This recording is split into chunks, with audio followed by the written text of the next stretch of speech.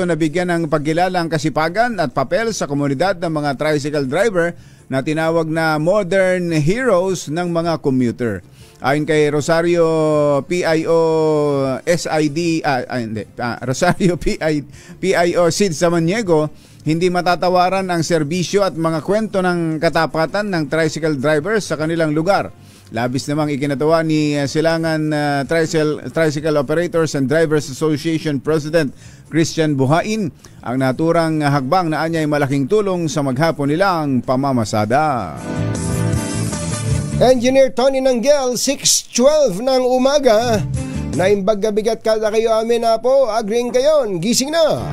Harap sa Senado si Baguio City Mayor Benji Magalong sa pagdinig ng Senate Blue Ribbon Committee kaugnay ng maanumalyang flood control project sa bansa. Ayon kay Magalong, handa siyang sumipot sa hearing ngunit iniintay pa niya ang notice of invitation mula sa Senado. Giit ng alkalde sa sakaling imbitahan ay dadalo siya bilang tanda ng pagrespeto, subalit wag niya siyang ituring na akusado kundi isang resource person. Ngunit sinabi ni Magalong na mas mainam sana kung sa kamera siya haharap dahil personal na niya ang pambabatikos, paghahamon at pang-iinsulto sa kanya ng mga kongresista. Maganda na sana kung sa HORCP hearing, hinintay ko na. Sa House hearing. Kasi lagi nila akong binabatikos eh. Kasi mas gusto ko na din malang-marap. Kasi lagi nila akong sinachallenge na magsalita ako. Na magsasalita naman ako. Pero nasaan na yung kanilang samang sa akin? Hinintay ko nga yung kanilang notice. Ang tinig ni Mayor Benjamin Magalong ng Baguio City. Samantala, iimbestigahan ng Bureau of Customs ang 40 imported luxury cars ng pamilya ng dating kandidato sa pagkalde ng Pasig na si Sara Diskaya. Nabulgar ang mga mamahaling sasakyan ni Diskaya nang mag-viral sa social media ang interview sa kanya ni Corina Sanchez at Julius Babaw. Marami ang bumatikos kay Diskaya matapos mabunyag na isa si Diskaya sa mga nangungunang kontraktor sa mga palpak at ghost flood control project sa bansa na kasalukuyang iniimbestigahan. Ayon kay Customs Commissioner Ariel Nepomuceno, kakalkalin nila ang mga dokumento at consignee ng mga nasabing sasakyan upang alamin kung may nilabag na batas kaugnay sa importasyon. Sinabi ni Nepomuceno na lumaki ang kontrobersya matapos mabunyag na kabilang nga si Diskaya sa top contractors ng mga ghost flood control projects, kaya mas dumami ang tanong hinggil sa pinagmulan ng yaman at negosyo nito. Alas 6:14 na ng umaga, maupay ang aga mga kasangkayan, mga kabugtuan. Mata na kamo, gising na. Balik na sa normal ang operasyon ng PNP General Hospital kasunod ng 1 oras na sunog sa isang seksyon nito sa loob ng National Headquarters sa Camp Crame noong Linggo ng gabi. Naganap ang sunog sa compound ng ospital na nasa pagitan ng specialty ward at ng neonatal intensive care unit pasado alas 10 ng gabi. Ayon kay Captain Carlo Jason Turquesa ng PNP Health Service, nagkaroon muna ng pagsabog na sinundan ng sunog. Idineklarang under control ang sunog at naapula bago maghating gabi. Wala namang iniulat na nasugatan o nasawi sa sunog na hindi patukoy ang dahilan. Alas 6:15 ang ating oras. Mahupay nga aga mga kasangkayan, mga kabugtuan. Mata na kamo, gising na. Inulan ng batiko si Samar Governor Sherry Antan matapos na mag-viral ang kanyang video sa social media habang sumasayaw at nagpapaulan ng pera ang mga taong nakapaligid sa kanya. Sa naturang video, ipakita nga natin yung, yung video na yan.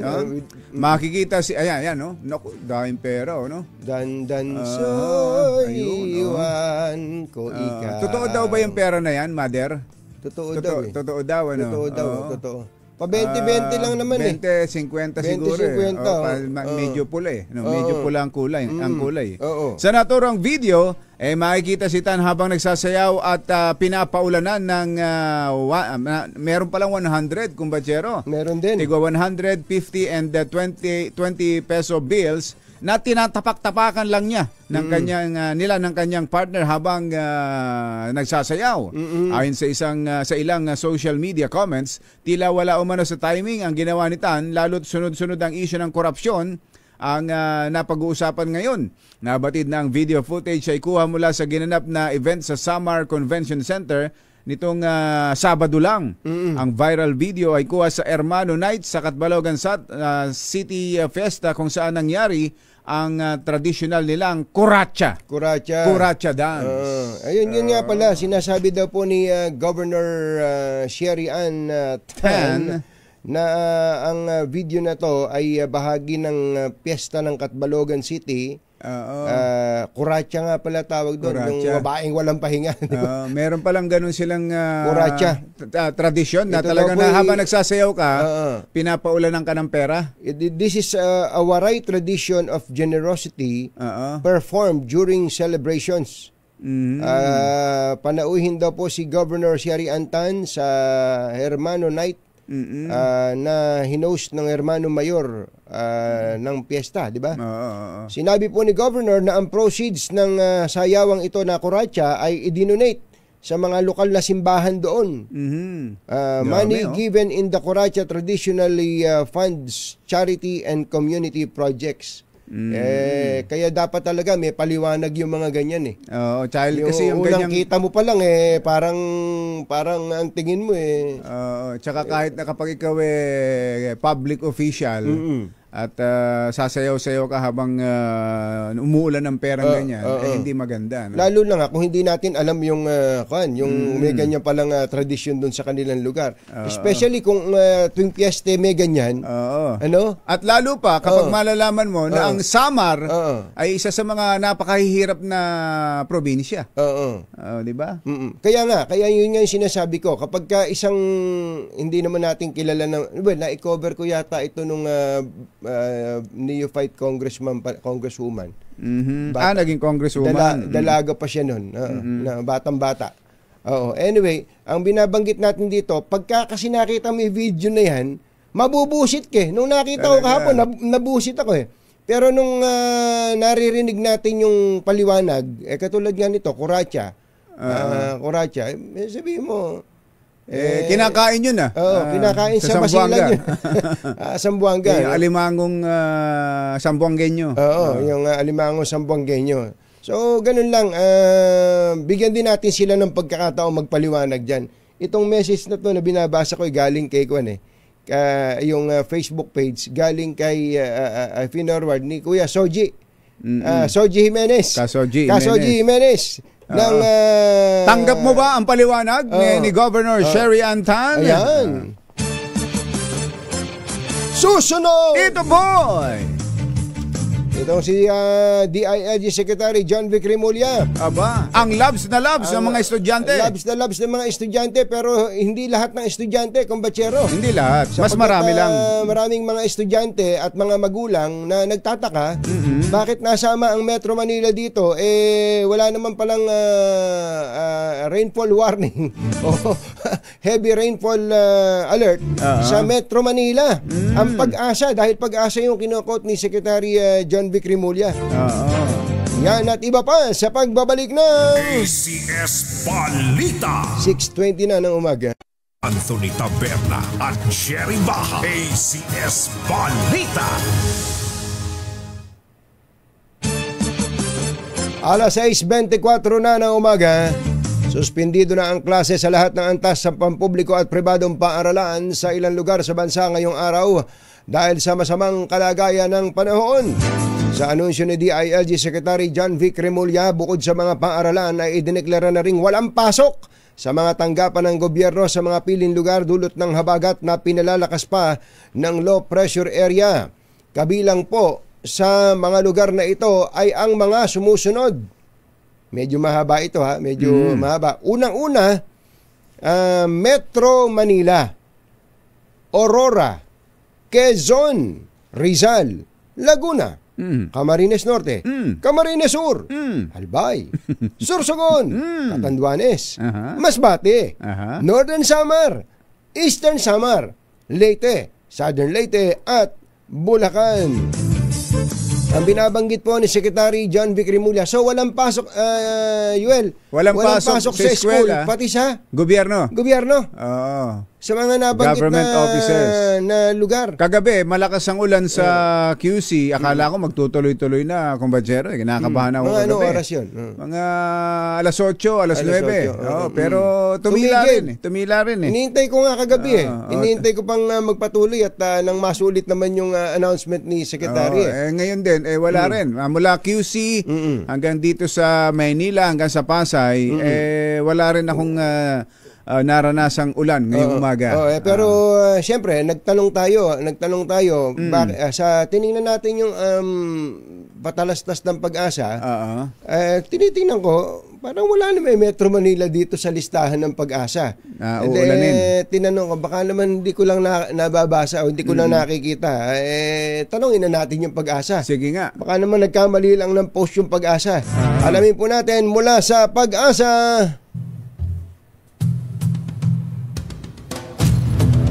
Nasa linya po natin si Charmaine Varilla ng Pag-asa. Charmaine, magandang morning! Si Katunying at saka si Ka Jerry.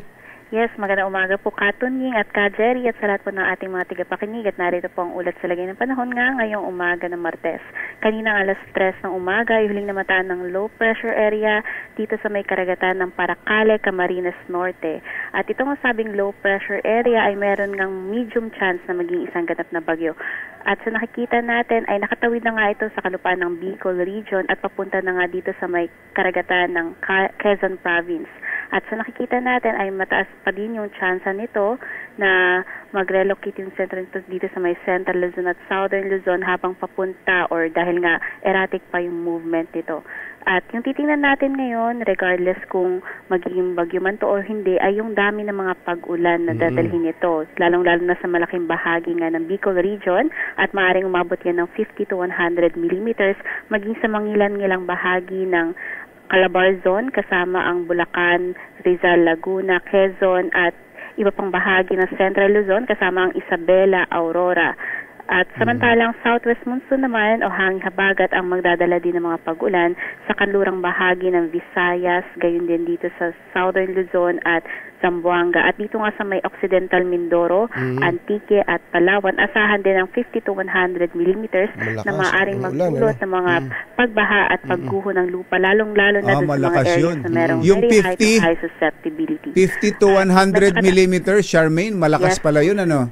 Yes po sir, lalong-lalo na po kung yung area natin ay inuulan na ng mga nakaraang araw, saturated, ay madali na po yung makapagbaha at magbigay din ng mga landslides. So yung ang mga binabanggit niyong lugar ay Bicol, tapos may Visayas, may Calabarzon, may Central Luzon, mayroon pa nga Northeast Luzon, nabanggit niyo. Pero parang hindi yung binabanggit yung Metro Manila. Wala bang hindi ba kasama dito yung Metro Manila? Yes, sir. Sa ngayon po, hindi po kasama yung Metro Manila. Pero kagabi po kasi nagtaas tayo ng General Flood Advisory at kasama nga po doon yung mga areas dito sa Metro Manila.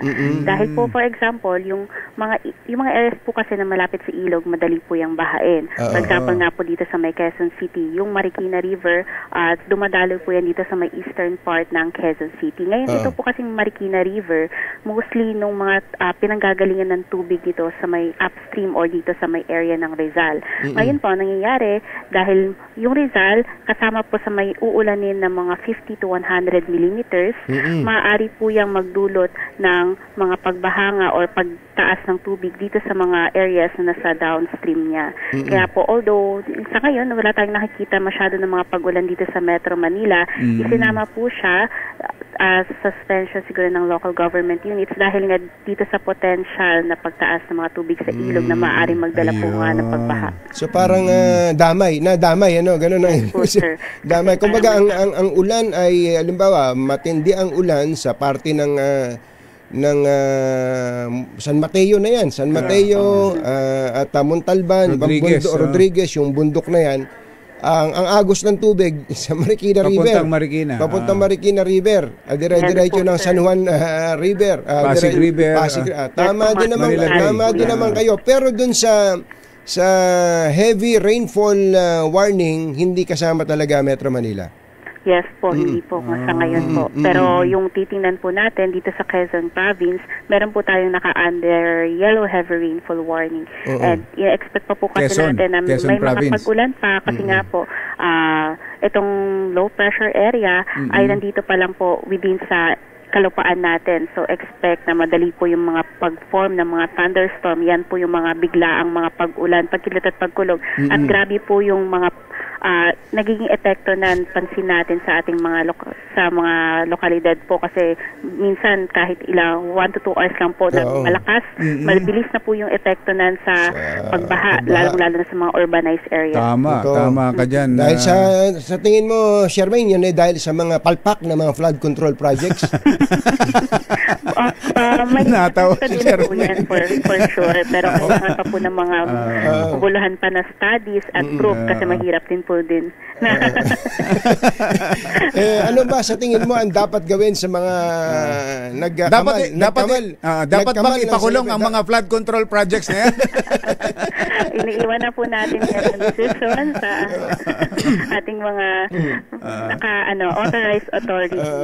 Pero kung may kasalanan man po at lalong-lalo na po at nadaway po. Ituloy mo yan, Charmaine. Ganyan po talaga. Kung kailangan mga action na kailangan gawin. Tama. Sa tingin mo ba i-involve dito ang mga congressman sa senador? Yun po ang hindi ko din po alam dahil ang pinafocus po natin yun sa weather lang po. Tama. Ay, Charmaine, matagal ka na dyan sa Pag-asa? Actually po, kakastart ko lang po last July dito sa forecasting pero galing po tayo din sa may mga satellite offices ng Pag-asa dito po sa may Ilocos Norte lang. Kasi ngayon ka lang namin nakausap. Wala ka pang picture dito eh. Magpadala ka ng picture, ano?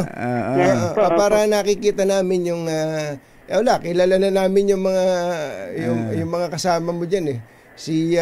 Halimbawa, si Ben Estareha. Yes. Batang-bata. Si Loris Cloren. Si Ann Cloren. Ayan. Anak Cloren. Tinan mo na. At saka si... Sige po, ipapadala po natin para makita niyo po yung pagmumukha ko. Pagmumukha talaga. Maraming salamat, Charmaine. Magandang umaga. Salamat din. Thank you so much. Si Charmaine Varilla ng Pag-asa. ACS Balita. Samantala, habang walang pasok ang estudyante at ang gobyerno sa maraming lugar, umarangkada naman ang taas presyo sa mga produktong petrolyo sa ikalawang sunod na linggo.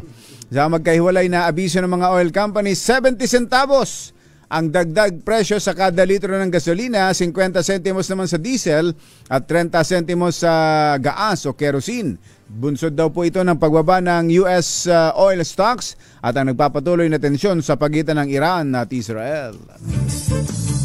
Ilulunsad po ng Department of Agriculture ang kanilang command center sa Nobyembre. Ibinida ni Secretary Francisco T. Laurel na ito ay isang digital hub na tututok sa rice value chain na anyay essential ngunit kailangang pangasiwaan. Ang naturang command center ang hahawak ng lahat ng datos hinggil sa produksyon, imports, stock levels, classifications, wholesale at retail prices, consumption rates, spoilage at global market trends. Aba, maganda to kumbachero. Pag tiningnan mo po, pag pumunta ka dito, malalaman mo na kung ano yung trend. Correct. So malalaman mo rin kung niloloko tayo ng mga trader sa presyuhan. Correct. Ayon kay Laurel, ang mga nabanggit na datos ay nagkalat sa iba't ibang ahensya kaya target nilang ipunin lamang ang mga ito sa isang lokasyon. Nasa 100 pampublikong sasakyan naman ang nasampulan sa 3 linggong roadworthiness inspection ng DOTR Special Action and Intelligence Committee for Transportation o DOTR SAIC. Ayon kay Rayson De La Torre, head ng SAIC Special Operations Group, 10 sa mga ito ang natikitan kahapon sa EDSA Pasay City. Maliban sa tiket at kumpiskadong lisensya, kinuha rin ng DOTR SAIC ang plaka ng mga nasitang sasakyan at isinalang din ang mga ito sa LTO inspection. Aminado naman si De La Torre na hindi maiiwasan ang mga negatibong komento hinggil sa naturang inisyatiba, ngunit nilinaw na ito'y para maiwasan ang mga disgrasya sa daan. Hindi naman po mawawala yung magsasabi na anti-poor itong ginagawa natin, pero ito naman po masabi nating mayaman, mahirap, middle class, lahat po tayo maapektuhan nito kung sakali po magkaroon ng disgrasya sa daan. Kaya hanggat maaari po ay nilalagay na po natin sa maagang pagpapaalala dito po sa ating mga kaibigan driver, konduktor at mga operator ng pampublikong transportasyon. Yon ang taga-SAIC na si Rayson De La Torre. Naghatid sa kabuuan ng ating ACS Balita. Ito po si Anthony Taberna. Ito po si Jerry Baha. Kasama ang 2x2 tandem Anthony Taberna at Jerry Baha. ACS Balita.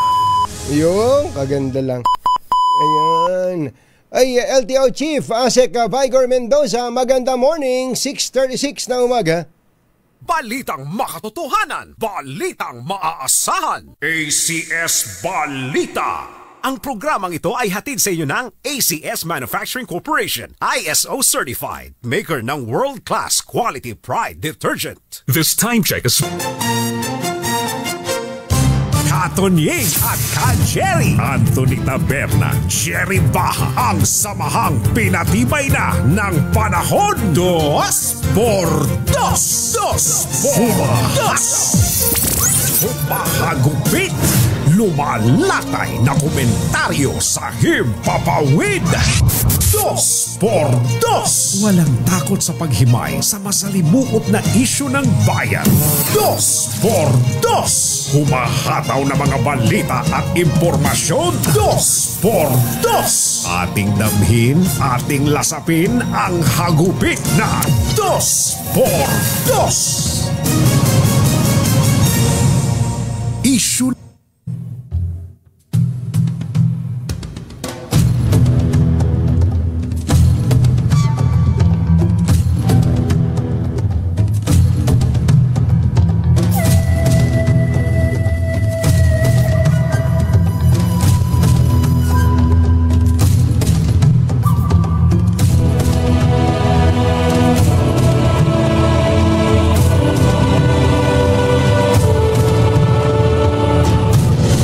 Agad na sinuspinde ni DPWH Secretary Manny Bunoan si Batangas 1st District Engineer Abelardo Calalo matapos ang tangkang panunuhol kay Batangas Representative Leandro Leviste para harangin ang investigasyon sa mga flood control projects. Si Calalo ay nag-alok kay Leviste ng mahigit sa 3 milyong piso para itigil ang investigasyon sa mga irregularidad sa infrastructure projects sa kanyang distrito. Sinabi ni Secretary Bunoan na nakakadismaya ang ginawa ni Calalo, lalo pat napakainit ng issue sa mga ghost at palpak na flood control projects. Babala nito sa lahat ng DPWH engineers na mag-isip ng 2 beses bago gumawa ng ganong pagkakamali. Kakasuhan ngayon ni Congressman Leviste si Calalo sa Office of the Provincial Prosecutor habang ipinaubaya na ng akusado sa kanyang mga abogado ang kanyang kaso. Issue ng bayan, katotohanan. 2x2 Hagmay dim ang balak, magtago ka na. 2x2 Si Jerry at si Anthony, narito na. 2x2 Hahataw ng todo, urado ka. 2x2 Ang katotohanan, dala nila. 2x2 Walang sinasamba pali, maniwala ka. 2x2 Hataw ng husto, tol, umasa ka. 2x2 2x2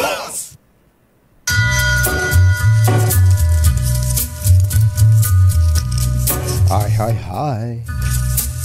Maganda morning. Magandang umaga, bayan! Ito po si Anthony Taberna. Ito po si Jerry Baha. Muli pong sumasa inyo ang 2x2 sa umagang ito ng Friday! Yahoo! Ay, maraming mga lugar ang walang pasok ha. Kasama po sa mga matinding uulanin ang Calabarzon. Tama-tama kumbatsero at wag na nating patagalin pa. Nasa linya na natin ang hepe ng Calabarzon Police. Si Police Brigadier General Jack Wangki. General Wangki, RD, magandang morning! Yes, good morning din, Katong Ning and Ka-Jerry. Kumusta po, General? Umuulan po ba yung ngayon dyan? Nasa Laguna po ba kayo? Yes, oo. Medyo hindi talaga maganda yung panahon ngayon. Hindi naman kalakasan ng ulan, pero medyo may drizzle na at hindi maganda yung panahon natin. Mukhang ang sabi po ng Pag-asa, may mga lugar po dyan sa Calabarzon na nasa 50 millimeters pataas ang ulan ngayong maghapon na ito, anytime. Meron po ba kayong mga order sa ating mga kapulisan? Yes, actually, meron tayong natanggap na memo from the higher headquarters dyan sa Kamkrame na suspendido din yung opisina natin. Except of course yung yung pang-emergency na mga responders natin. Pero as to yung mga administrative na mga gawain dito sa opisina ay sinuspende muna natin para at least makapag-prepara naman yung mga tao natin just in case at maiwasan natin yung hindi magandang mangyayari kung sakaling lalakas man ang ulan. Pero yung mga pulis po may pasok naman, yung mga nasa field. Baka walang mahinga ng tulong ating mga bayan. Yung mga pang-emergency, pero yung mga administrative lang natin dito sa region, ayan ang selected lang ang walang pasok. Yes po. Ang walang pasok. Yes, Opo. Okay. But, kahit na wala silang pasok, but they're still required in case kailangan yung servisyo nila. Sabi nga nila, ang pulis po parang media men din eh. Kung kailan walang pasok, saka may pasok. Ayun, no. Yes. Opo.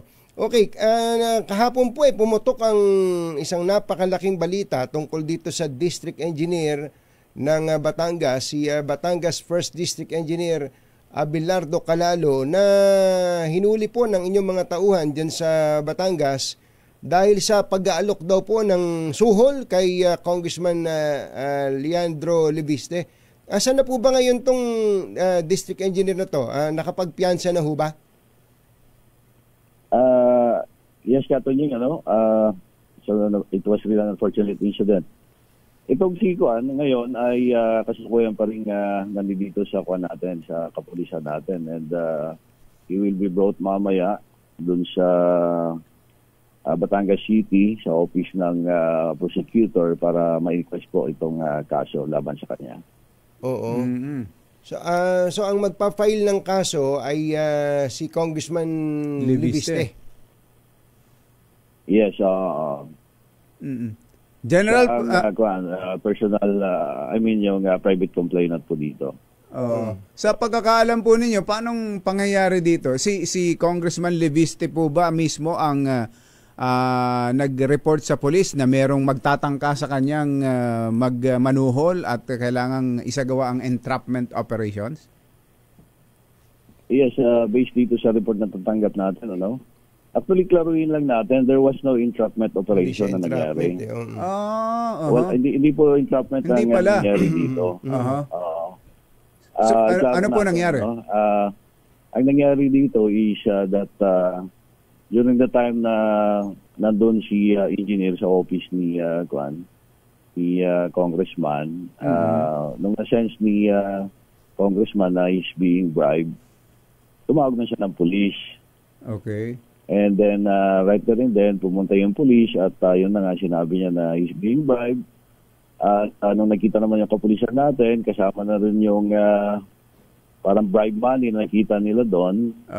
So, that prompted our police to have him arrested.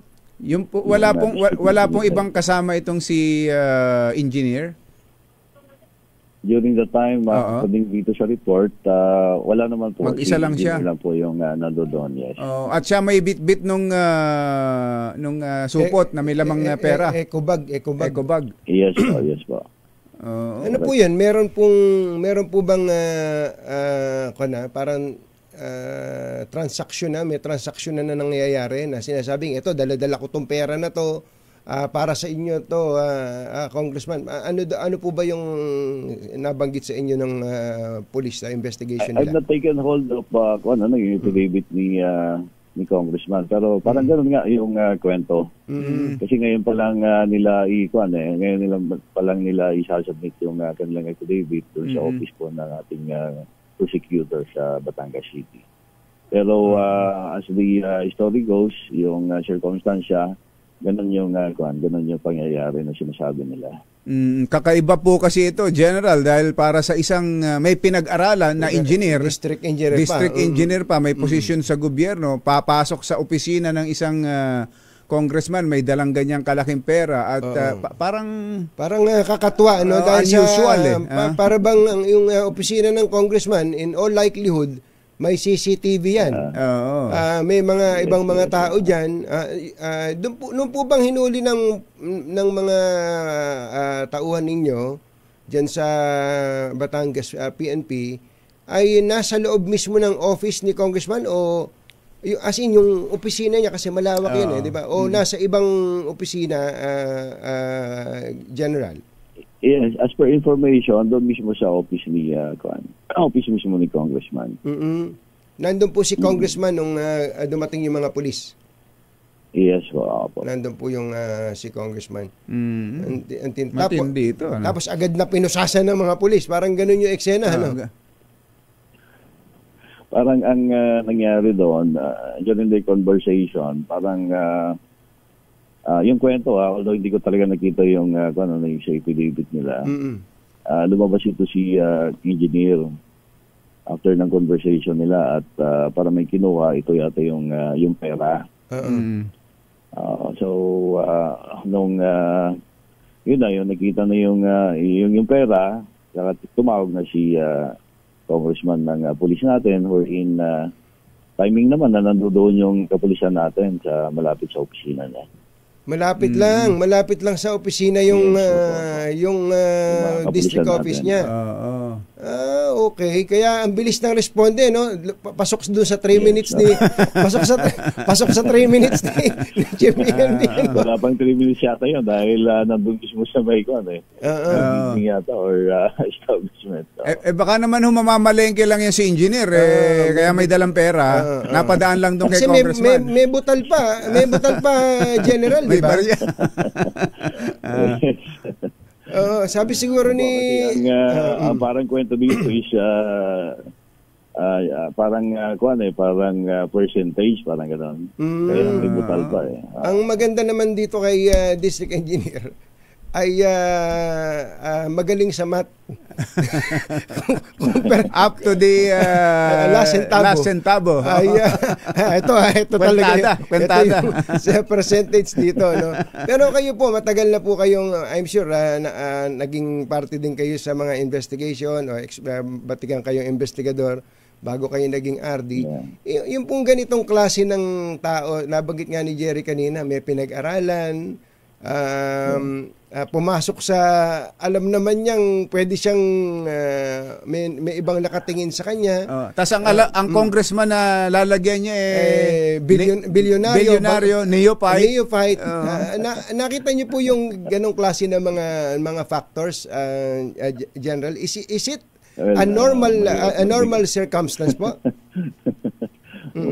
Parang abnormal nga naman talaga. Mahirap din kasi magbigay ng mga ideas dito We have to stick to the facts. Tama po. Pero hindi po ba siya sumagot hindi ba siya nagpaliwanag, hindi niya ginastify yung action niya, may depensa ba siya? Ano bang report sa inyo ng hepe ng Batangas Police? Paano po? Hindi ba siya nagpaliwanag? Hindi naman. Hindi nga mamamalengke lang ako. Hindi naman to kay Congressman. Nadaan lang ako dito, baka babati lang ako kay Congressman. Wala po bang wala namang report na ganun. There was an attempt from him na pumalag siya or whatever. Wala naman po. Sumunod naman kagad sa mga kapulisan natin. Opo. Ayan, hintayin natin ang magiging sagot niya. Mamaya pa lang 10 o'clock ang filing ng kaso, General. Sa prosecutor's office.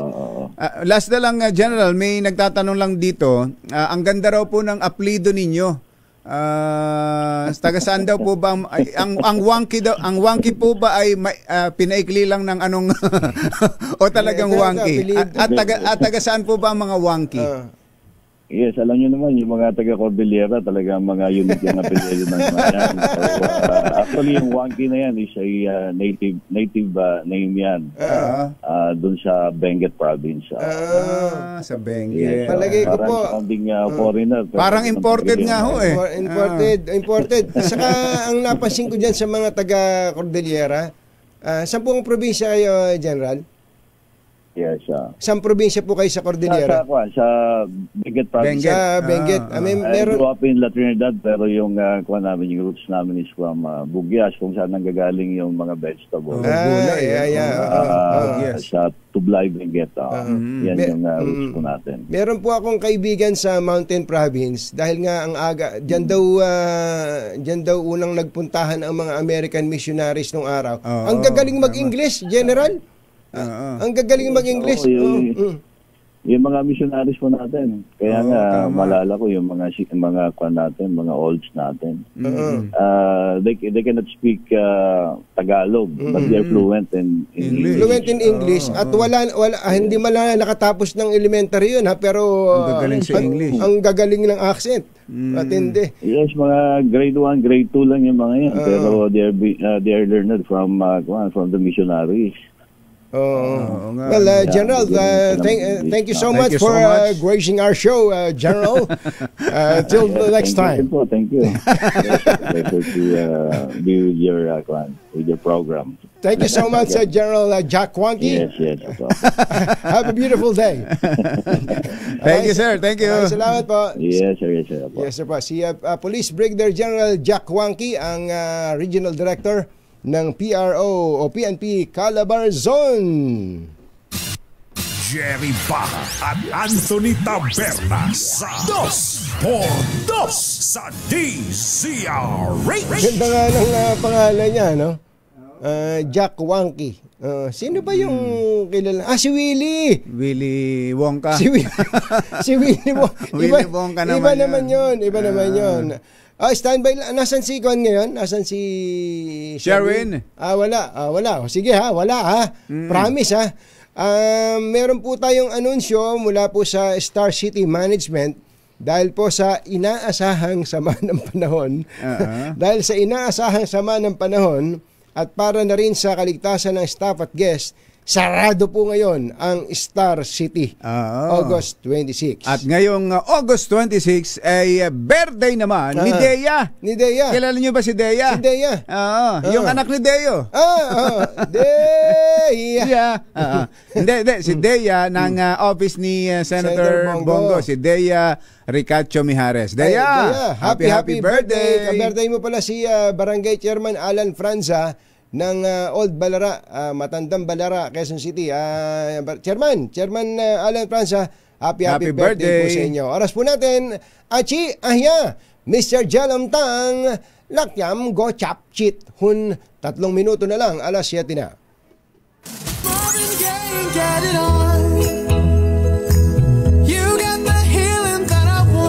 Ay, muli po tayong nagpapaabot ng pakikiramay sa mga naulila ni M1, ni Ninong Totoy Chua. Kahapon kumbatsero ay umuwi tayo dyan sa Nueva Ecija, no? At napakaraming nakikiramay. May mga tao doon, kinukwento nga ni Ninang Oya na hindi naman nila mga kakilala. May iba-ibang sari-saring kwento. May sari-saring kwento kung paanong natulungan sila nitong si Ninong Totoy nung siya nabubuhay pa. Iba talaga pagka ang tao habang nabubuhay, ang ginawa mo ng ginawa ay nag-ipon ka ng mabubuting mga legasiya.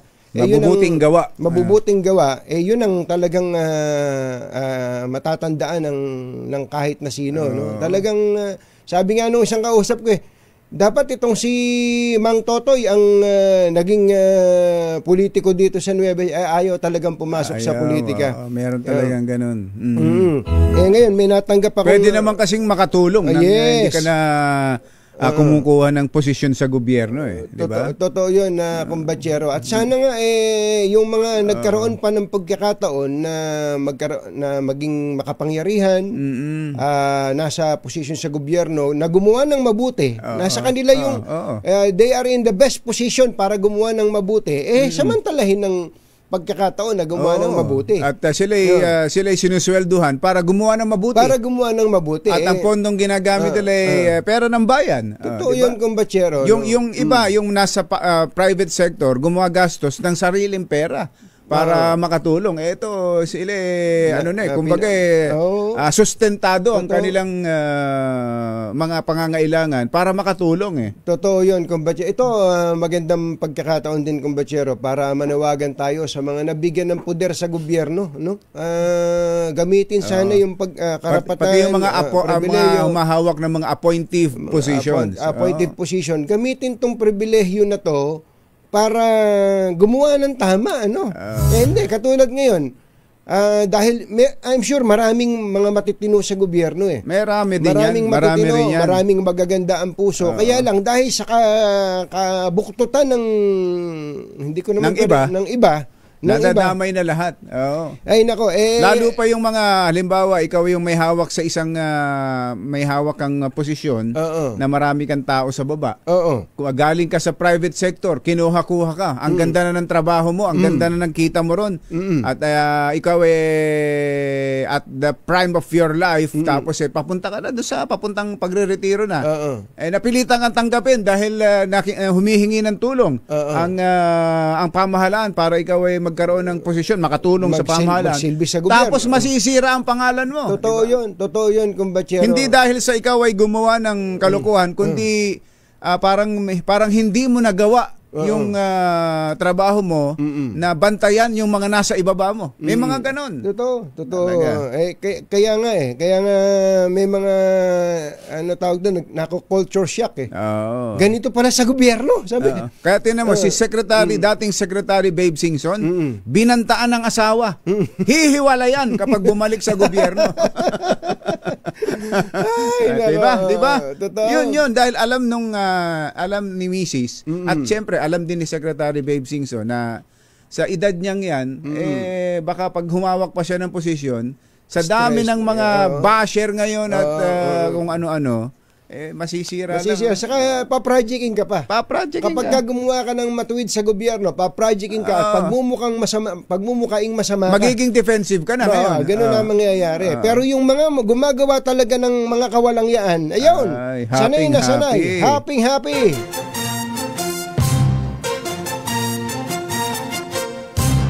Katonying at Ka-Jerry, Anthony Taberna, Jerry Baha, ang samahang pinatibay na ng panahon. Dos por When it rains, it floods. Ang tindi ng problema ngayon ng mga diskaya, Ayan.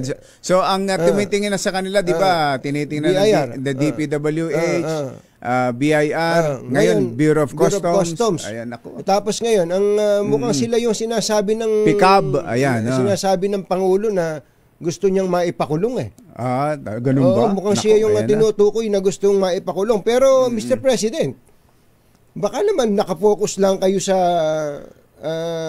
mga kontraktor, Wag sana. Kailangan sabi nga, eyes on the ball. Baka malingat po kayo, Mr. President. Katulad po nito, meron pong isang matagal nang sumasali-sali sa mga pangongontrata sa gobyerno, ayaw naman kasing magpa-interview sa atin, na nag-share sa atin ng maraming mga inside information sa DPWH, kumpachero. Ang kalakaran daw, may mga congressman, halimbawa 4 ang project sa kanyang distrito na malalaki, 3 doon ay kanya. At yung isa ay sa kontraktor, pero ang lisensyang gagamitin doon sa kontraktor. Nakuha niyo po ba, mga kababayan? Sa 4 na kontrata na ipapagawa ni congressman sa kanyang distrito, 3 doon kanya. Isa lang doon sa kontraktor, pero ang gamit ni congressman na lisensya doon sa kontraktor. Kung ikaw yung kontraktor, paano ka tatanggi? Paano ka tatanggi? Para ka nagtampo sa bigas. Dahil nangamuhan ka rin doon sa kay lawmaker. Dahil sa kanya yung budget. Siya ang proponent. Siya yung pinanggalingan ng realignment o nung insertion. Totoo. At hindi lang yan, kumbachero, meron pang ganun. Meron din naman na yung taga DPWH, isang scheme, isa pang modus. Yung district engineer ng DPWH, assistant district engineer, na dahil sa binuhusan ng pondo ng mga kakilala nilang at naturuan ng mga senador at kongresista, yung pinagmumulan ng pondo, gagawa ng project, gagamitin ang kontrata ng isang kontraktor, lisensya ng isang kontraktor, pero sila ang gagawa. Ulitin natin, sila mismo ang gagawa. Hindi ho DPWH, hindi ho mga tao ng DPWH. Si engineer, si district engineer, si assistant district engineer, bilang kontraktor. Siya na mismo ang kontraktor. Pero ang lisensyang gagamitin ay yung kay kontraktor. Para nakita niyo po yung ang gagaling pag sa katarat, ang gagaling. Kaya ngayon, kapag sino ngayon ang mag-i-inspeksyon kung ginagawa yung project? Sila rin. Sino ang magre-report na tapos na yung project? Sila. Sino ngayon ang magse-certify at maniningil para bayaran na yung project? Sila rin. Kaya nga, nakita niyo po yung... Kaya nga, ngayon, nagmukha ng katatawanan. Nagiging katatawanan. Kung gusto mong yumaman, wag ka na magdoktor, wag kang abogado, at kung ano-ano pa. Ikaw ay mangontrata na lang sa gobyerno. Ganon ang nangyari. Kauna-unahan sa Pilipinas. NBC Manila Broadcasting Company. DZRH, member, kapisanan ng mga broadcaster ng Pilipinas. At hindi lang yan. Birthday din ngayon ni Nelson Lubao. Birthday pala ni Nelson Lubao. Nelson Lubao, happy birthday. Ito pa isa kong bachero. Bago ko lang nakalimutan ko na. Balitang bagong-bago. Balitang dapat alam mo. Balitang magdadagdag ng talino. Dahil bagong impormasyon, makibalita. Unang-una sa DZRH. Pangunahing balita. Kasama ang 2x2 tandem nina Anthony Taberna at Jerry Baha. Narito na ang ulo ng ating mga pangunahing balita. Batangas engineer sinuspinde dahil sa tangkang panunuhol kay Congressman Leviste. 74% ng mga Pilipino itinuturing ang China na pinakamalaking banta sa Pilipinas ayon sa Okta Survey. Samar Governor sumagot na sa viral na money shower. Nawawalang security guard, patay na ng matagpuan sa Lamesa Dam. 12 pulis Pasay sibak matapos sa masawi sa suffocation ang inarestong suspect. At isang babaeng bilanggo, 30 araw lang ang hatol, pero nakulong ng 23 taon. Naku po. Nakalaya na. Pero nakalaya na. Magandang umaga Luzon, Visayas at Mindanao. Good morning Philippines. Hello world. Kami po ang inyong mga tagapagbalita. Ito po si Jerry Baha. Ito po naman si Anthony Taberna. At ito ang...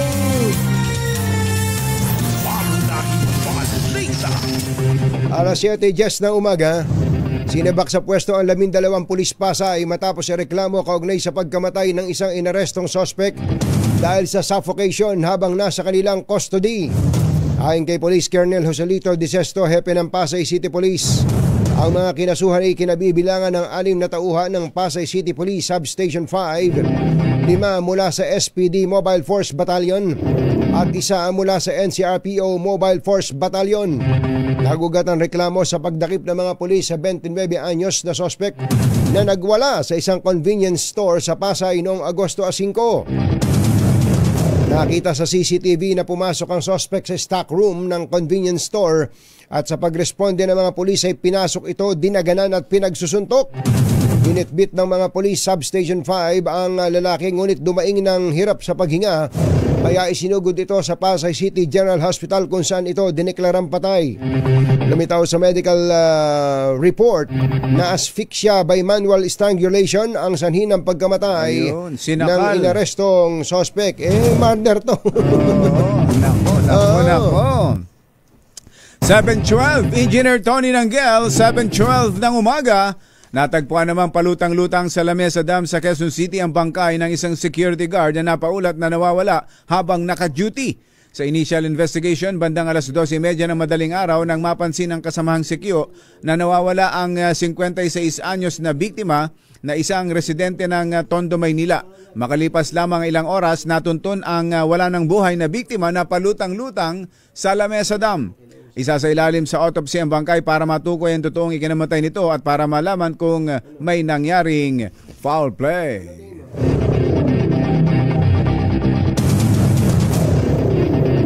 Mayorya ng mga Pilipino ang itinuturing ang China na malaking banta sa Pilipinas. Sa Okta survey mula July 12 hanggang 17, nasa 74% ng mga Pilipino ang nagsabing China ang una sa listahan ng mga bansang mapanganib sa Pilipinas.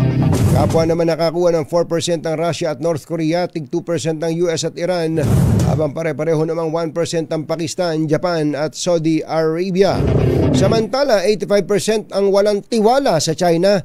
Karamihan sa mga ito ay mula sa Metro Manila at nalalabing bahagi ng Luzon.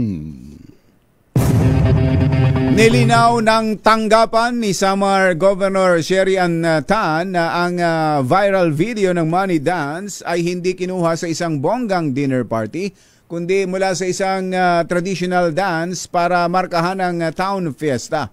Ang paglilinaw ay ginawa ng Office of the Governor matapos mag-viral ang video at umani ng batikos. Paliwanag ng tanggapan ni Governor Tan, ang pagpapaulan ng pera habang nagsasayaw ay ang tinatawag na kuratsa, isang cultural tradition na matagal nang ginagawa sa Samar at Leyte, mula sa city centers hanggang sa pinakamalayong barangay. Ayon sa pahayag, hindi galing sa kahit anong proyekto ng gobyerno ang perang ginamit sa viral money shower at hindi ito pagpapakita ng karangyaan o kayamanan, ngunit isang tradisyon na malalim na nakabaon sa paraan ng pagdiriwang, pananampalataya at pagkakaisa. Ang nasabing viral video ay kuha sa Hermano Nights ng Catbalogan City Fiesta, isang community celebration kung saan ang tradisyonal na sayaw na kuratsa ay ginagawa. Kakasuhan na ngayong araw ang DPWH District Engineer na nagtangkang manuhol umano kay Batangas Congressman Leandro Leviste para itigil ang investigasyon sa maanumalyang flood control projects. Ayon kay Congressman Leviste, sasampahan ang kaukulang kaso si DPWH Batangas District Engineer Abelardo Calalo sa Office of the Prosecutor ng Batangas. Sa ngayon ay nasa pulisya ng Batangas o Taal Batangas ang naturang District Engineer. Samantala, agad na sinuspinde si Batangas First District Engineer Abelardo Calalo matapos akusahan na tinangkang manuhol ng kongresista. Kinumpirma ni DPWH Secretary Manuel Bunoan na ilalabas ng ahensya ang suspension order laban kay Calalo ngayong araw at mananatili itong epektibo hanggang nagpapatuloy ang investigasyon. Babala ni Bunoan, hindi siya magdadalawang isip na sibakin ang sinumang district engineer na magtatangkang manuhol sa sinuman para pagtakpan ng irregularidad sa flood control projects. Alas 7:15 na ng umaga, mamigay muna tayo ng pera. Nasa Barangay de la Peña, Makati si Sherwin Alfaro. Sherwin, go, go, go! Marikina City, sa Barangay de la Peña sa Marikina City. Marikina. Hindi umuulan dyan? Hindi umuulan? Walang ulan. Wala kabahaman. Yung Marikina River ba hindi tumataas? Hindi pa tumataas yung Marikina River at yung mga. Pero ang ganda ng panahon, walang makulimlim. Makulimlim lang makulimlim lang yung magandang mamasyal-masyal. Tama nga, walang pasok ngayon para makapumasyal lang ang mga taga-gobyerno. Si Kong Angel pumasok pa dito eh. Meron daw nananalangin na sana umulan. Eto, hindi iba pinanalangin. Ano? Pinanalangin na... Umulan ng pera. Oo, dahil itong tindahan na ito, pangalan niyo po? Lolita. Si Nanay Lolita. Lolita Cruz. Alam ko si Lolita Carbon. Si Nanay Lolita Cruz tignan mo yung kanyang radyo. Ayan, no? Tensonic. Ano? Dito na natin ng mini component. Ay. Thank you. Salamat po. Nanay, dahil huli ka namin nakikinig sa DZRH, sino paborito mga sa tuwing umaga? Si Anthony Taberna, Derry Baha, si ano yun? Pagka umaga na. Basta yun na yun. Yung Angel. Yung Angel. Dahil paborito mga announcers sa DZRH, ito meron kang 1,000 pesos. Very pambili ng panggamot. Ayan, panggamot. Maintenance. That's meron pang DZRH grocery, DZRH na imbag na bigas at DZRH t-shirt. At syempre, wala pa yung radyo na mini component. Parating pa lang yung mini component, yung shipment galing. Wala, nabimbin ulit sa Bureau of Customs. Maraming salamat, Alin Lolita. Araw nakikinig ako, pagising ko. Yan lang ang libangan ko Ay, salamat po. Maraming salamat po. Kumusta mo ba benta sa tindahan ninyo? Matumal. Ano ba? Ayun, may bibili na, Bumili ka na, Sherwin, bumili ka na. Ayan, bumili na, pagtindahan nyo na, pagbentahan nyo na, may benta pa. Kaya naman sa mga nais manalo ng 1,000 pesos, lagi tumutong sa DZRH, baka kayo nasusunod nating winner sa DZRH Malakas promo. RH number 6, Sherwin Battle para DZRH, una sa Pilipinas, una sa Pilipino.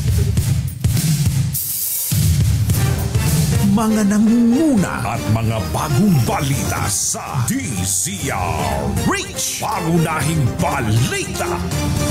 Susunod! Ito boy!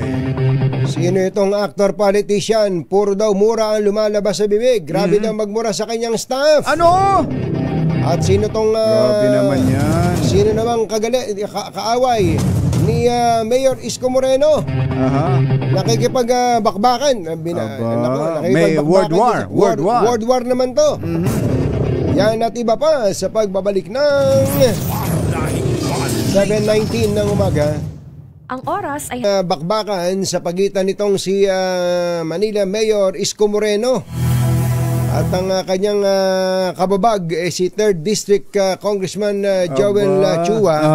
Dating mag-best friend to. Dati, pinakandado po kasi ni Mayor yung mga heavy equipment at pinatigil ang construction ng isang multipurpose community center na proyekto ni Congressman. Sabi kasi ni Mayor Isko, wala daw permit ang construction. Pero sabi po naman ni Congressman Chua, ba't naman ako ang kukuhanan mo ng permit? Hindi naman ako ang contractor niyan.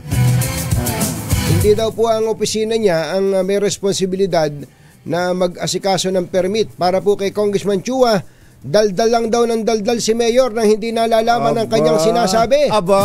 Pero sabi naman ni Mayor Isko, ano sabi? Sabi ni Mayor Isko, no permit, no construction. Hawakan mo nga sa tenga. Parang ganun Kausapin niya natin si Congressman Joel Chua ng Maynila. Congressman, magandang morning. Si Katunying po at saka si Ka Jerry. Ay, Katunying, Ka Jerry, magandang umaga sa lahat po ng inyong taga-subaybay. Umuulan na po ba dyan sa Maynila? Ano po? Umuulan ba dyan sa lugar nyo sa Maynila? Nandito po ako ngayon sa Congress. Nasa Congress na ang aga. Ganyan naman dyan. Kung budget hearing po ngayon, 8:30 at saka meron po kaming mag-organization na po yung Committee on Justice. Yung opo. May pasok pa lang batasan ngayon. Di ba walang pasok ang gobyerno at saka eskwela? Baka sa LGU lang. Sinabi po nung chairman ng Commission on Justice, tuloy ba? Ang Senado yata, wala ngayon. Wala rin pasok ngayon. Kayo pala meron. Pagka pinabalik po ako, dito na po ako sa may batasan. Pero dyan, hindi naman umuulan. Hindi naman po, Hindi pero na- basa po yung mga... Basa yung kalsada. Opo. Okay, Congressman, klaruhin nga po natin, yung po bang pinakandado ni Mayor na construction site, project nyo ba yon? Talaga? Well, bigyan ko lang po kayo ng konting background. Kasi po, ito po ay unang naging project po ito ng dating congressman. Si Congressman Yules po. Noong 2020, gagawin po niya itong parang sports complex yata or multi-purpose building. Okay. Kaya lang po inabot ng pandemya. So, tapos kaya hindi na po nasundan yung pondo. So, to cut the long story short, nabitin. Ang alkalde po noon, nung panahon na yun, si Mayor Isko rin po. Okay. Tapos po noon, nung last year po kasi, nagkaroon po kami ng pag-uusap ni Mayor Hani Lacuna. Ang isa po kasi sa mga naging problema namin dito sa distrito po, dito po sa kahabaan ng Rizal Avenue, kung makikita po ninyo, marami po kasi dyan mga homeless, mga natutulog po sa kalye. Totoo po yun. So, ngayon, yung mga natutulog po sa kalye, hinahanapan namin sana ng halfway house. Kaya nga po, ito po, naisip namin, gawin po itong community center. Kung saan meron pong halfway house, meron po silang tulugan na maayos, meron pong shower, may toilet, at meron pong soup kitchen o kitchen soup. Pag nakakainom po nila, following day, kinabukasan ng umaga, pwede na po silang umalis po ulit. Meron din po itong dialysis center dahil si Mayora po ay isang doktora, kaya ang pinag-iisipan po namin kung dialysis o diagnostic center. And then, meron din po senior citizen, may daycare center, may police station, at recreational... So, multipurpose talaga. Multipurpose community center. Opo. May swimming pool pa yata eh. Wala pong swimming pool eh. Kasi wala ba? yata po pwede yun eh. Ang hinirit ko lang po dito, sabi ko sana mabigyan ng espasyo na magkaroon ng permanent district office ang congressman. Para kahit hindi na po akong congressman, yung kung sino po magiging representante, meron na po talagang permanent office. Kasi sentro po ito ng sentro po ito ng distrito po, yung Prasak Santa Cruz. So nalagyan po ng budget yan, Kong? Nalagyan po ng pondo. Kaya nga po, kasi po kami dahil at least medyo magkakaroon ng, kasi gano'n naman po yung nangyari dati. Nung panahon po ni Mayor, ang isa po sa mga problema po kasi niya noon is pondo, funding po. Kaya ginawa po niya, kinausap niya yung mga congressman. Nag-request naman din siya sa amin ng mga proyekto. Kaya sa 2nd District, na-request po niya doon. Health Center, pinaayos. Doon po sa 5th District, meron pong cancer. So, lahat po naman kami nakikipag-cooperate. At ito nga po, yun na-conceptualize po namin dahil nga sa mga ngailangan din. Magkano yan? Magkano yung budget? Ano pa? Magkano po yung budget? Kung hindi po ako nagkakamali, 300, pero hindi po lahat kaya eh. Parang 150 lang yata muna ang initial. Opo. Eto na ngayon.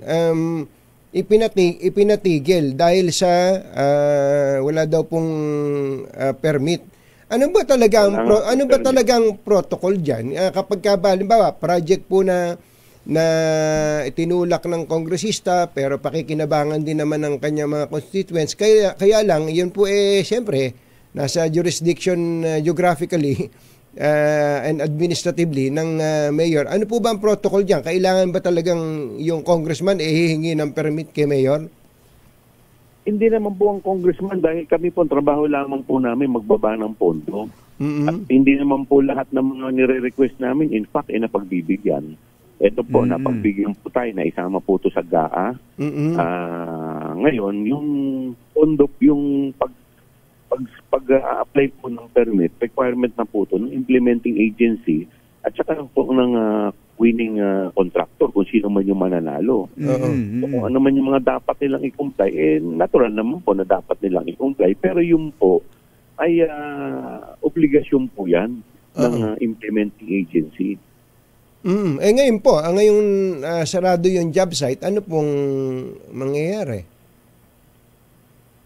Sa proyekto, Ngayon po, sa proyekto. Pero Nakapadlock, nausap ko po kasi yung DE ng DPWH, tinanong ko kung ano ba nangyari. Sabi nila ng gano'n sa akin, may mga inaayos naman po nila. So sabi ko ng gano'n, sabi ko siguro mas maganda kung ano man ang nila, i-request ng City Hall, i-comply ninyo. Comply. Obligasyon yan. Makipag-coordinate sa LGU. Kailangan talagang, pero sana yung mga ganito naman na makabuluhan na proyekto, sana naman kasi dapat yan ay tutulungan ang national at saka ang local. Lalo pa kung ito naman makikinabang ang lugar natin. Alam po niyo, maaaring wala na po kami pare-parehas dito, pero ito, kung naitayo po ito ng maayos, marami po ang makikinabang dito. Hindi naman po kami makikinabang dito, kundi mga nakapaligid po dito na mamamayan po namin. Pero tama po ba yun, Kong, na kailangan talagang kumuha ng permit? Yung contractor, hindi kayo. Hindi si Congressman Joel Chua, kundi yung contractor. Hindi naman po ako pwede makialam dyan Una-una, hindi naman po ako pwede makialam. Hindi ko nga po kilala kung sino ang contractor niyan. So, ano po ang magiging papel ko dyan? Namin mag-request. Kausapin ko po yung DPWH po pwede ba yung ganito. Kung sinabi nilang po pwede, ang trabaho ko naman susunod, kausapin ng Congress na baka po pwede maisama sa mapondohan. O nung napondohan naman po ito, napirmahan naman po ng punong ehekutibo, dumaan sa committee hearing, dumaan sa so, ano po, ang lahat naman po naging party po ito ng GAA. So ano naman po, sayang naman po kung hindi naman po ito at titiwangwang na lang po dyan. Oo. Wala naman binabanggit na yung project na yan ay makakapinsala o may ibang madadamage o makakalikha ng problema. Wala ho bang ganong pagtutol si Mayor sa project mismo? Alam po ninyo kasi, nung ito po ay kinonceptualize, hindi pa kasi siya yung mayor Kaya kung sabi ko nga po sa inyo, ang kausap po dyan yung past mayor. Kung ayaw naman po nung dati, hindi naman po nating re-requestan ng funding. Dahil ito nga naging problema nga nito, sinusolusyonan nga namin yung problema nga dito sa Rizal Avenue na yung mga homeless po. Kaya nga po, sabi ko nga, nandiyan dyan na yung pondo. Siyempre, nagkataon, hindi naman po pinalad yung nakaraang administrasyon, bagong administrasyon na naman po yung po pwede naman po itong maupuan pwede naman po itong pag-usapan ng maayos. Hindi naman po namin, sa totoo lang po, Cartoon Jerry, nahihiya rin ako sa distrito ko dahil hindi naman nila deserve yung ganito na para kami nag-aaway. Kaya nga po, sa totoo lang, nakakahiya po itong nangyari, pero humihingi nga po ako ng paumanin sa kanila. Pero ang sa akin naman po kasi nilalabang ko lamang po yung para rin po sa kanila. Na yung tanong ni Jerry kanina, pagka ba may project ang congressman o kaya ang senador sa Maynila, kailangan ba talaga ng permit, mag-issue ng permit ang City Hall? Well, siguro nire-require po nila. Sa akin naman po, wala naman pong problema kung kailangan mag-comply naman po, wala naman pong problema In fact, nakita ko nga po one time, parang yung bumaba po yata, yung DOTR, parang yung permit diniliver pa po nung alkalde sa mismong secretary. Kung pwede naman po talagang gawa ng... Pagka maganda yung... Tingin ko, hindi naman po big deal At kung wala ngang mapipinsala, yung particular na project. Project na. Siguro dito, bukod sa contractor, yung DPWH ang makipag-coordinate in district engineer sa City Hall. Ano, Kong? Meron yan na rin. Normally, may checklist yan Pwede complain ninyo kung ano. Normally yan pag national government at local government, project po ng national government, nagtutulungan yan. Siyempre, hindi mo naman, you do not want to delay the project of national government. So, kung may mga kailangang bayaran, kasi kaya naman ng permit, siyempre sa mga fees. Di po ba? Magbayad sila. Wala namang problema sa compliance. Dapat i-comply yung requirement. Kaya lang, ito mukhang hindi lang usapan ng permit to eh. Mukhang usapan ng away politika to, Congressman eh. I just want to be blunt about it. Sa akin po kasi, sa totoo lang, tapos na po yung election. Dapat nakamove on na po kami. Hindi na po kasi ito tungkol kay Mayor o sa akin eh. Tungkol na po ito sa taong bayan. Kung sa totoo lang po, kung kami po magtutulungan, mas marami po kami magagawang proyekto sa aming lungsod. Willing naman po tayo na makipagtulungan sa pamahalaang lokal. Kaya lang, syempre, kung hindi naman din po sila open, saan naman po ako magawa. Kaya lang po, ang mangyayari po, made-deprive naman po yung distrito ko sa mga proyekto. Ito, may nag-message sa akin na Congressman, meron daw siyang mixer na in-impound recently dahil wala daw permit. Pero we started the project before the election. Ang alam po naman namin anya na kinukuhanan lang ng permit, yung new projects. Hindi ko po, kaya nga po, hindi ko nga ito paitipin. Ang nangyayari po ngayon, bawal ang lahat sa second district, sa third district, at sa district. Basta kalaban sa politika. Ngayon po, ang issue po ngayon sa mga government project ay yung GOES. Ito po, may project po talaga eh. Maayos na proyekto, hindi naman po to GOES eh. Opo. So, are you not... Galit po tayo kung GOES project, kung substandard yung proyekto. Pero ito maayos po ito, makabuluhan eh. Sana po ay ang maging consideration ng bawat isa ay yung welfare ng mga kababayan natin dyan sa Maynila. Opo. Congressman Jerry, ako po, willing po ako na makipag-dialogo kung ako po ibibigyan ng pagkakataon. Kasi sa totoo lang, mapeperwisyo po talaga dito ay yung kadistrito ko. Yes, sir. Congressman Joel Chua, maraming salamat po. At sana nakarating ang mensahe niyo ng malinaw sa Manila City Hall kay Mayor Isko Moreno. Maraming salamat. Magandang umaga po. Mabuhay po kayo. Mabuhay po kayo. Si Congressman Joel Chua ng Manila 3rd District. Pangunahing balita. Aba, hindi na tayo magpapatumpik-tumpik pa. Diretsuhin na natin. Maswerte tayo dahil tayo pinagbigyan ni Congressman Lian Leviste ng Batangas. Congressman, si Katunying at si Jerry po ito. Magandang umaga. Magandang umaga po. Magandang umaga po. Opo, Congressman, unang tanong, ilang taon na ho ba kayo? Ako po ay 32 years old po. Hindi halata. Parang kayo 20 anyos pa lamang. Bata. Opo, ngayong araw pala na to, magpa-file na kayo ng kaso laban dito sa District Engineer? Yes sir, ako po ay paalis ngayon papunta sa Office of the Provincial Prosecutor sa Batangas City. Para lang po sa kaalaman ng lahat, ano po ba talaga yung nangyari nung isang araw? Bakit po kayo tumawag ng pulis? Salamat po sa inyong tanong. Pwede ko pong i-share for the first time po ang ilang mga detalye dahil i-file nga natin in a few hours ang ating kaso ng anti-bribery, corruption of public officials, code of conduct and ethical standards, at iba pang mga charges. Hindi lang po ito kasi dahil ako ay in-offer ng supot na may 3 million plus pesos na cash. Pero sinabi din sa akin na ang mga projects ng DPWH sa aking distrito ay pwede ding bigyan sa akin po ng 10% na SOP. At ito ko ay ginagawa talaga para sa mga congressman. At ngayon, hinihimay natin ang 2026 budget at ang ibang mga discussions na ito ay baka para sa mga darating na mga buwan pa.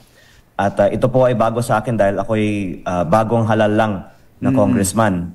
Pero ang nangyari po ay dahil sa mga ongoing projects ng aking distrito na inawardahan sa panahon ng dating congressman, yung mga contractor ng mga proyektong ito ay nag-alok daw sa akin ng porsyento kahit sa mga na-awardahan na ng mga proyekto. At dahil alam ko po na illegal ang mga SOP na ito, at tinawagan ko po ang tulong ng PNP para maarestuhan ang district engineer. Opo, so i-clarify natin ang pera pala na iniaalok niya sa inyo o yung dala-dala niyang pera ay galing sa kontraktor? Tama po. Ang supot ay may resibo. Aha. May Meron resibo pong pa. listahan ng 3 proyekto na ito po ay porsyento ng halaga ng 3 proyekto. 3 proyekto that have already been awarded.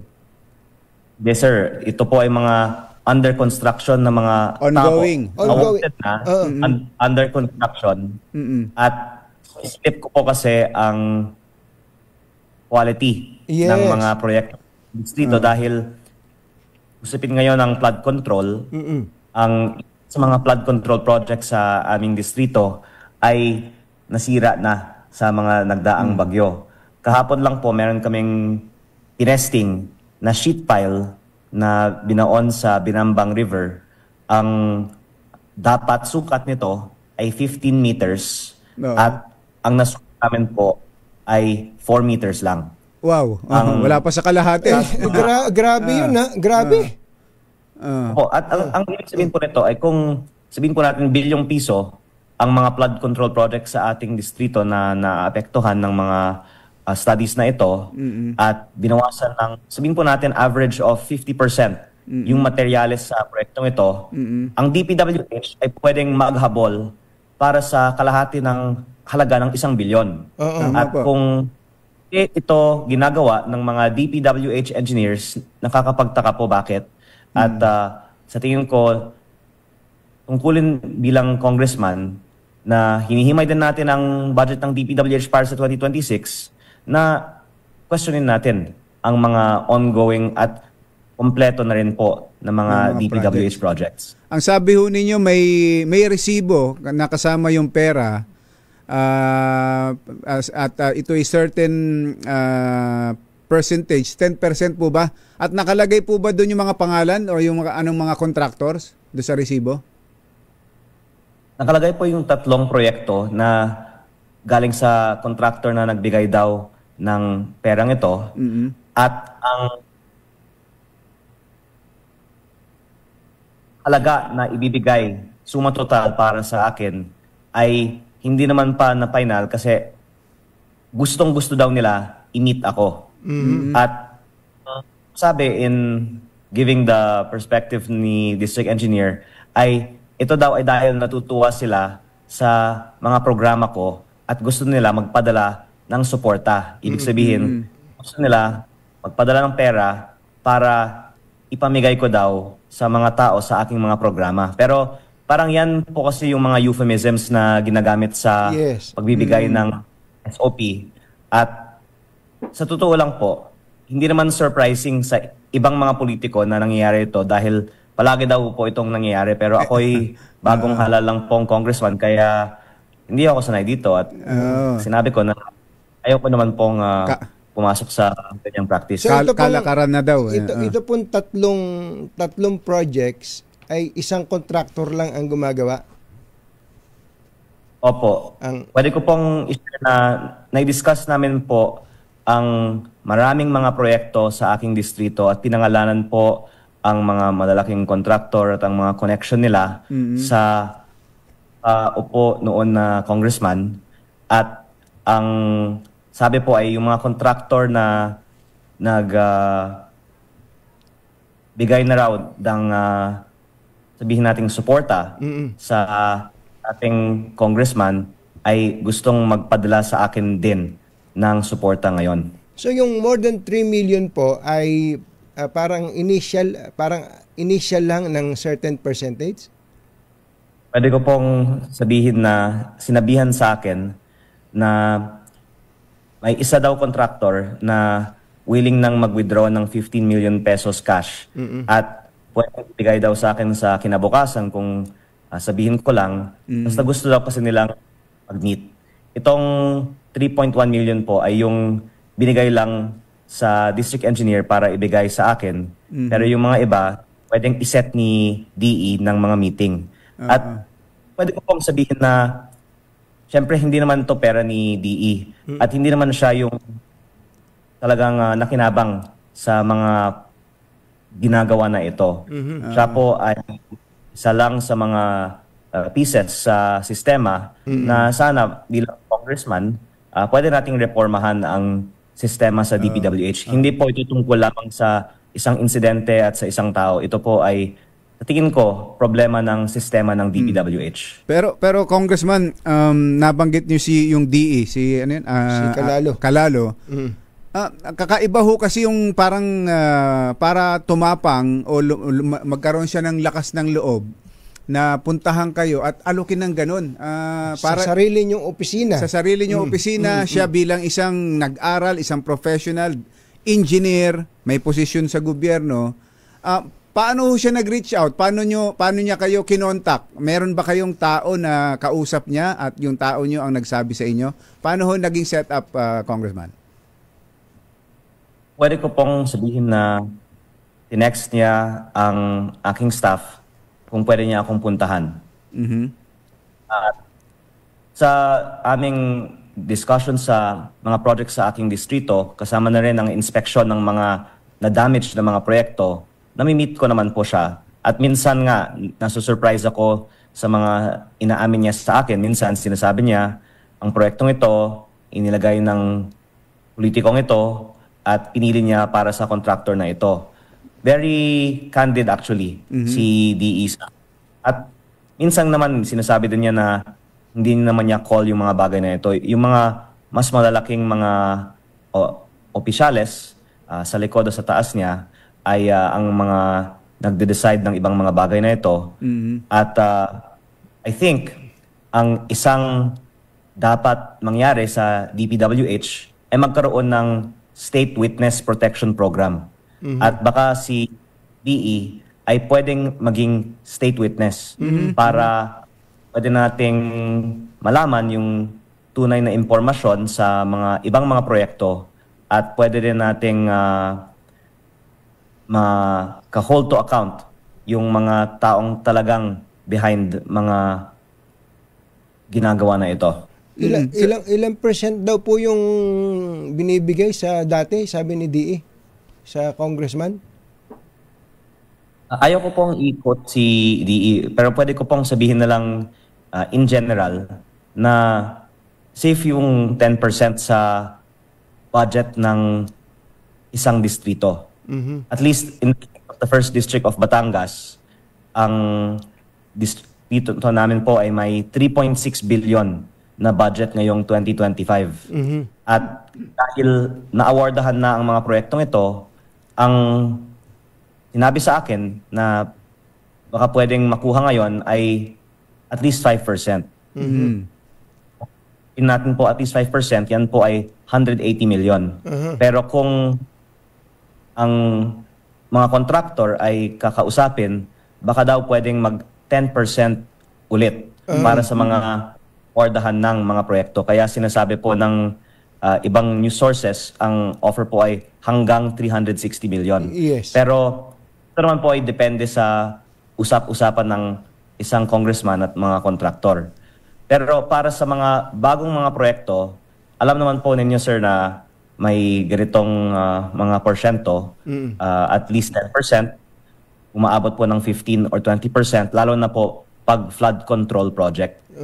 Kaya namin una yung audit ng mga flood control project kasi yun daw po yung maraming mga substandard, pero kaya sila pinipili dahil kung hindi nasira yung flood control project na in-inspect namin dahil yung sheet pile ay nakabaon sa lupa, hindi naman natin nakita na yung 15 meters ay 4 meters lang pala. Kong, balikan ko lang yung binanggit ninyong witness protection. So sa pag-o-offer ninyo ngayon na kayo mismo magpa-file ng reklamo laban kay DE Calalo, tapos siya yung nahulihan, siya yung may dalang pera na personal na gustong ibigay sa inyo, sa tingin nyo sa buong proseso na yun ng corruption, siya yung hindi siya most guilty? Pwede siyang mag-qualify as state witness? Correct po. Unang-una, hindi naman po siya yung source ng pera. Siya po ay binigyan lang ng pera na ibigay sa akin. At pangalawa, may mga mas malaking nakinabang sa mga proyektong ito. At that same goes for other district engineers in the country. Of course, I'm only speaking about the 1st District of Batangas. But hindi man po dapat yung mga district engineer yung i-identify natin as the cause of this problem. Siyempre po, ang mga ibang mga politiko ay sometimes alleged to be also enabling it. But I would say more so that the DPWH system is really the bigger problem, because ang sinasabi naman po kasi ng iba, kahit na ang isang congressman ay hindi corrupt, yung district office niya sa DPWH ay gagawa pa rin ng mga, sabihin na po natin, mga rigged biddings para mapili nila yung mga winning contractors at makahingi din ng mga kickback sa mga proyekto. Sabi nyo, kung nagkukwento na sa'yo dati, itong si D.E. Calalo, nagkukonfide sa'yo ng mga nangyayari. So sa tingin mo, parang, ano ba tingin mo sa kanya? Nagkukonfide siyang gano'n na parang ipinaparamdam sa'yo na napipilitan lang siya o talagang part siya nung sistema ng corruption? When I say na nagko-confide, friendly guy si DE eh. At ibang mga colleagues niya sa DPWH can say na hindi naman siya sa account ng iba masamang tao. Baka nasa DPWH siya, kaya may mga certain cultures doon na used to siya. Pero I think that I hope in his heart he can consider to help in this direction of the administration to fight against corruption, and that because he knows a lot, then he can point to the bigger beneficiaries of the system of corruption. Do you think he's willing to be a state witness, Kong? Mula Friday night, hindi pa namin po siya nakausap. Kaya tingnan po natin. Pero ang sinasabi ko po ay parang general din sa ibang mga district engineer na ngayon kasi maraming balita tungkol sa mga DPWH officials eh. Eh minsan po yung mga ina-identify na mga DPWH officials, hindi naman yung mga pinaka-guilty. At kung ito po ay pwede maging policy direction ng administrasyon, baka ito po ay isang paraan na marami pa tayong mga malaman na impormasyon. Opo, nako. Sana tanggapin. Maganda po yung inyong recommendation baka sakaling matauhan itong si district engineer at ikanta na niya yung mga dapat niya ikanta. And one last point, kung ino-offeran kayo ng 5% pa o hanggang 10% pa, meaning out of the 3.6 billion, that's total of, tama nga pala yung kwenta ni Senator Ping, 360 million in total kung 10% of 3.6 billion. So, ang ibig sabihin, doble ang isusukan nitong mga kontraktor. Nagbigay na pala sila ng una, willing pa silang magbigay ngayon para lang huwag matigil yung proyekto. Parang yun yung nakakagulat na kaya pa palang magbigay sa pangalawang beses. Kaya ibig sabihin po na ang laki po talaga ng kinikita sa mga proyekto dahil sa substandard na design. At kaya nga sinasabi ngayon, sa mga darating na taon, hindi na lang po 10% ang posible sa mga proyektong ito. Sabihin po 15 hanggang 20. Meron din pong porsyento para sa mga opisyales daw ng DPWH. At ano po natin ang termino ng isang congressman, 3 taon, sabihin po natin total of 10 billion of projects, baka makaka 1 to 2 billion ang congressman 1st District ng Batangas na of course by disclosing this information, I can say na hindi tayo tatanggap ng kahit anumang kickback paman. At sana po ito po ay maging mas common na hindi na tayo mag-accept ng ganitong mga practices at mga substandard na DPWH projects. Mabuhayan kami ng pag-asa, Congressman Lian Libiste. Itanong ko lang, Kumbachero, ano naramdaman mo nung ino-operan ka ng gano'n na dala yung pera, 3 million? Anong naramdaman mo at anong nasabi mo kaagad? Medyo nagulat po ako na ganyang ka direkta at bagong namin sa aming meeting, sinabi niya kaagad gusto ng mga contractor magpadala sa iyo ng suporta. Ganun siya kadirekta. O na sanay lang po talaga kasi yung mga iba na ganito ang kalakaran. At may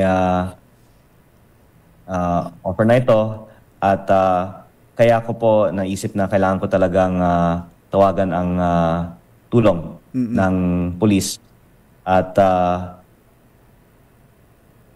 personally po, naawa ako kay DE dahil alam ko naman na he's just part of the system. Pero sana po na ito ay maging oportunidad para maiayos natin ang system sa tulong din po ni DE kung siya po ay mag-turn state witness. Hindi nyo ba sinabing, hindi ko kailangan yan, bilyonaryo ko? Hindi na kami nakapag-usap ng mahaba. Joke lang ako. Joke lang. Punta na siya sa police station. Yes, sir. Well, nabubuhayan po kami ng pag-asa sa mga katulad po ninyo, Congressman Libiste. Mabuhay po kayo at sana ay, sabi nga ni Senator Ping Lacson, sana ay dumami pa ang lahi ninyo. Thank you. Mabuhay po kayo. Thank you, Kong. Maraming salamat po. Si Congressman Lian Libiste ng Batangas. Samantala, Flash Report. Flash Report! Naku po, inang! Pinakamalaking balita ngayon. may sinibak. May sinibak sa PNP. Sino ang sinibak? RH14, Let Narciso. Come Let! Sinibak si General Nicolas Torre III bilang hepe ng Philippine National Police. Kinumpirma ito ni Executive Secretary Lucas Bersamin na siya ring nakapirma sa lumabas na papel mula sa Office of the President. Inatasan rin si Torre na tiyakin ang maayos na turnover ng lahat kabilang ang mga dokumento at informasyon para sa tuloy-tuloy at epektibong paghahatid ng serbisyo ng PNP. Ito sila. Sino kapalit? Sino kapalit? May kapalit? Yes. Ha? Sino kapalit? Wala pang binanggit.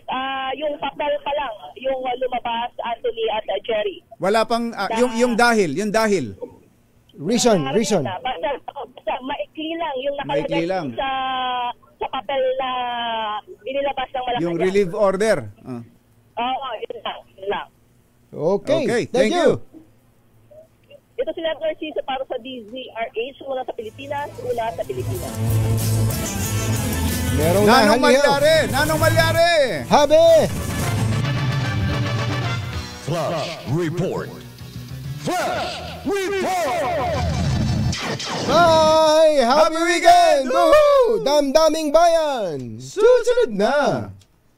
This time check is brought to you by ACS Manufacturing.